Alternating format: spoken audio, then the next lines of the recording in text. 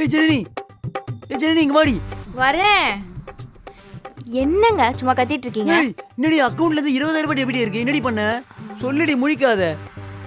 அது ஒண்ணும் இல்லைங்க, எல்லாம் வீட்டுக்கு தேவையான திங்ஸ் தான் வாங்கினேன். ஏய் அப்படி என்ன 20,000 ரூபாய்க்கு வீடு தரேன் பொருள்? 4 புடவையும் 3 பிளவுஸும் வாங்கினேன்.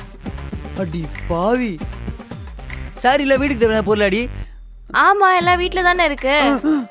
ஐயோ இப்பன்னு பார்த்து ராஜிகா பேசுறாளே. யாரும் வாங்கி தர மாட்டேன், நம்மளே வாங்க விட மாட்டேன். ஏய் இப்படி 1ஆம் தேதி மொத்த சம்பளத்துக்கு காலி பண்ணிட்டியே, இந்த மாதம் சாப்பிட்றது என்னடி பண்றது? ஐயோ அதை பத்தி நான் யோசிக்கவே இல்லைங்க. என்னங்க பண்றது? என்ன கேளு. சரி ஏதா பண்ணுவோம். முதல்ல நீ கேலண்டரை கையில் எடு. எடு எடு. பாரு எப்படி மாமாவோட மேஜிக். 2ஆம் தேதி ரெட் ஹில்ஸ் இருக்க ரேகா சித்தி பையனுக்கு ரிசப்ஷன்.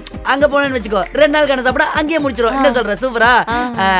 அடுத்து 4ஆம் தேதி நாமக்கல்ல இருக்க நாத்தனார் பொண்ணுக்கு நலங்கு. அங்க போனேன்னு வச்சுக்கோ, 4 நாள் அங்கேயே டேரா போட்டுரும். என்ன சொல்ற? சூப்பரா.